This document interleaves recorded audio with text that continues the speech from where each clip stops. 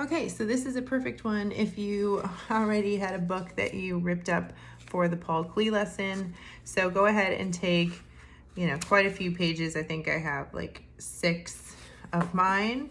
And we're gonna go ahead and cut them into rectangles. Doesn't really matter how perfect they are, but you do want them nice. I am gonna cut off, in our book, we had a really big margin. That's the space at the bottom and the top of the book. So I am gonna trim that off and not use it. So I'm cutting that off of all of them. And I'm gonna cut some of the top off as well. Okay, so now I'm going to separate it so that I'm not cutting them all the same size. I'm starting with 2 pages. And I'm cutting them into about, let's say for you guys, it'll probably be 3 fingers. And this is gonna be my background. Again, this, if you make them a little bigger or a little smaller, that's okay.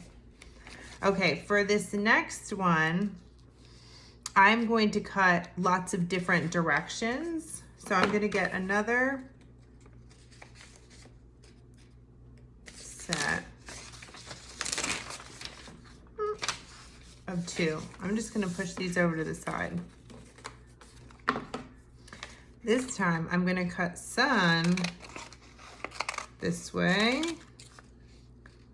maybe another one, a little skinnier one that way.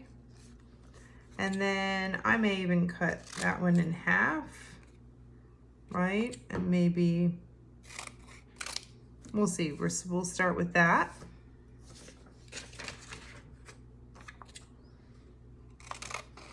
And then I'm gonna do that one that way. And then do a couple this way. Okay, so basically I have a bunch of rectangles that are a bunch of different shapes. And then I have some that are pretty similar in shape. So I'm gonna start with the pretty similar in shape. The rest of them I'm gonna move off to the side. Now I have black cardstock. Honestly, I wish I had white, but black was all I had. So I'm gonna start with this and hope that it works. It definitely, whatever cardstock you have, it would actually even be cool if you had something with some sort of pattern to it, if someone had scrapbooking paper. And we're just going to glue all of these down in the background, okay? And we're just gonna line them up just like that. Okay, so I'm just going to speed up the video. I'm basically just gluing down everything in the background, so feel free to watch it quickly and then you can pause it and go ahead and glue yours, or you can just glue while I'm doing this.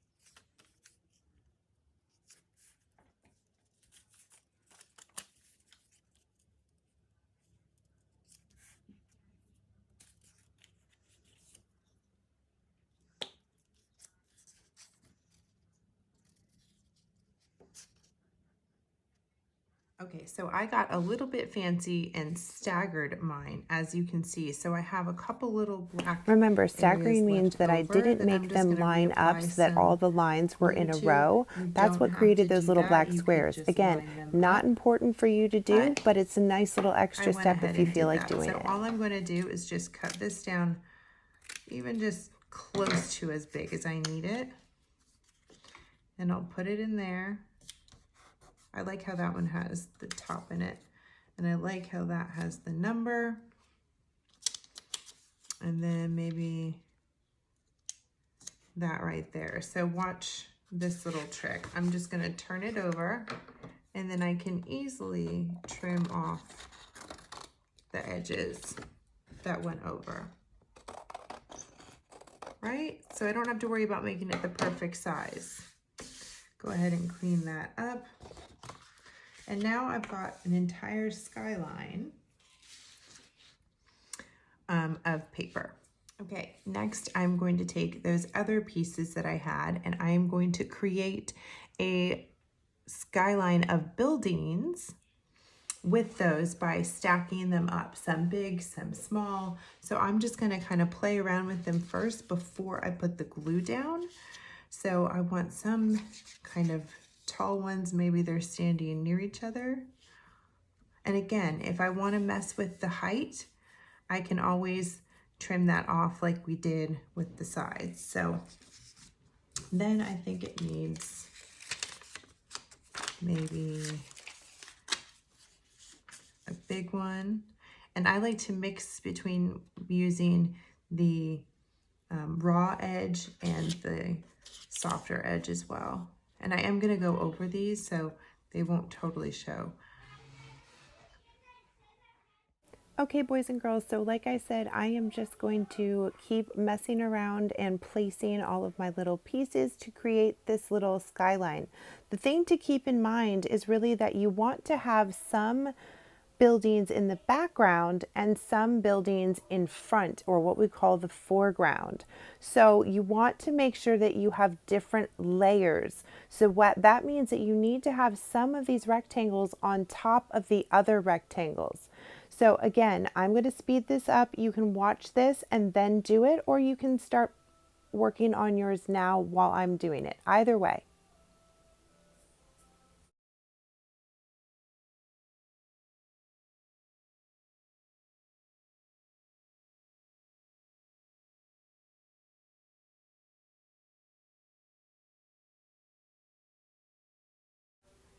Over in this little section, I'm actually stacking a few up on top of each other like you would layer a cake to create another different shape for our skyline.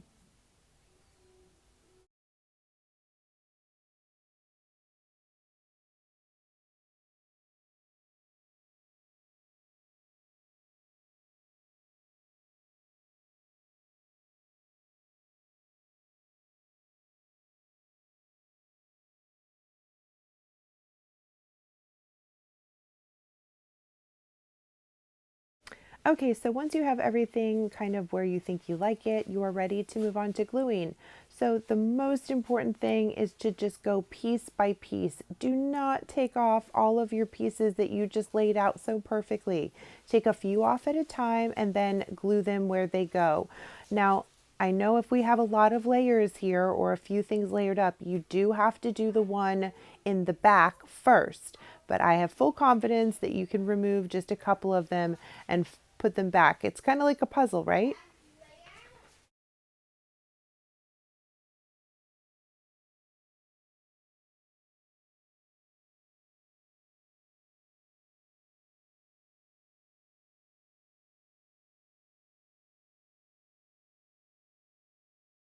Okay, so I've got everything glued on. I even added another little piece up here and another little piece here. If you need some more time to keep gluing, this would be the perfect place to pause.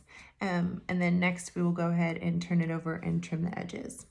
Okay, ready to trim the edges. Again, I'm gonna just turn my paper over and just trim along that edge. Try not to cut my background paper, but if you do, it's no big deal.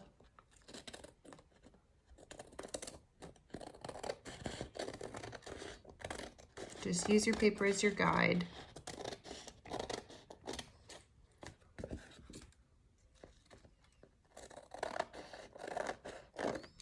And there we go. And move my pieces out of my way. Which way is up? There we go. Okay, so next we are going to do black oil pastel or permanent marker. Okay, so I can't find my black oil pastel, so I am just going to use one of these creamy crayons, and we are just going to trace our building. So the trick to this is doing the ones that are in front.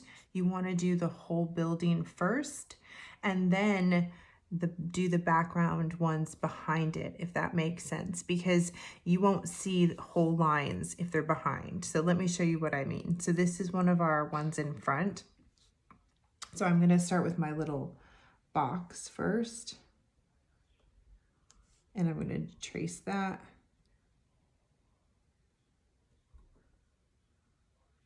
And trace like that. I may even put like, you know, a set of doors down here or something. Where's another front one? Here's another front one. Maybe it has a thicker roof. And then here's another front short one. Okay, so now I'm just doing this one over here. And then I'm gonna go to the ones behind it. So there's a building. Maybe this one is next. Then there was this stacked one, right?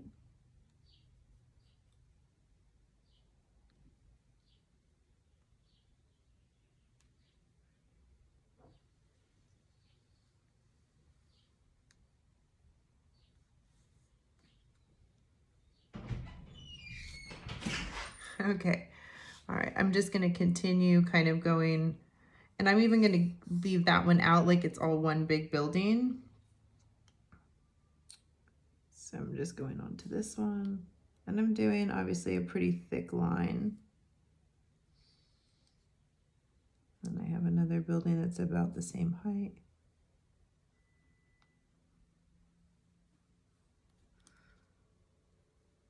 And remember, if you are using black, either oil pastel or anything soft like this, you got to remember to keep your hand up, right? Or it will smudge.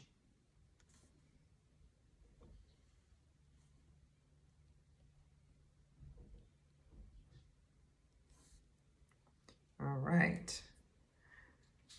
I think we're there. I might even put just a little guy over here. I'm just going to draw him. All right, there we are. I think we're good. You know what? Maybe we'll add like a little antenna off of this one. Perfect. Alrighty, so once you have everything outlined, you are ready to move on to your nighttime sky background. Now, I'm going to go ahead and use watercolor, but you could totally use marker for this, or crayon, or colored pencil, or really anything you got. So I am going to use primarily blue, but maybe a little purple in there as well. And I am going to just start at the top and work my way down towards the buildings. And I'm going to try and get more color towards the top and have it kind of fade or get lighter as it gets closer to the buildings, just ever so slightly.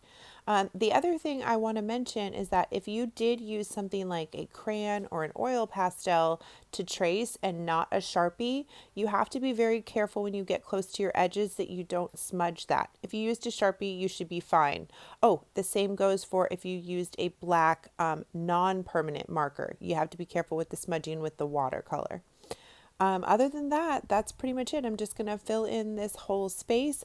Oh, one thing to mention is that book paper, if that's what you're using, is very thin. It's not like watercolor paper. So if you get too wet of a brush, you're going to kind of just dissolve the paper. So we want it wet enough that we're not getting that little sound from our brush, right? But we don't want it so wet that it just turns the paper soggy.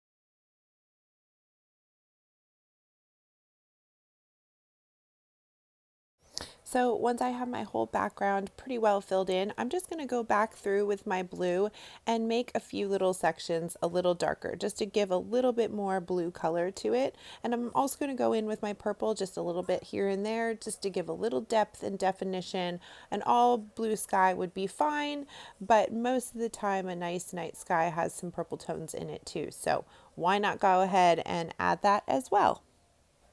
All right, so I am pretty well there. I am going to go ahead and call it done here in just a moment. There is one more step. If you feel like doing it, you can add some little yellow stars, like little dots to the sky with like some oil pastel or something, but you really have to wait for it to dry to do that. But otherwise, I think this looks pretty awesome.